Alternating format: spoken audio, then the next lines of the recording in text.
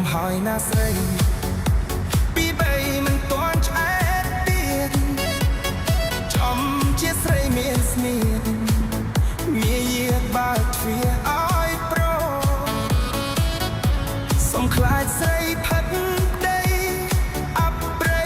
ទូយួងខ្មោះខ្នាយអំបោះសំលេងកូនខ្មោះពីរោះហេតុណីចប់សាច់មួយដង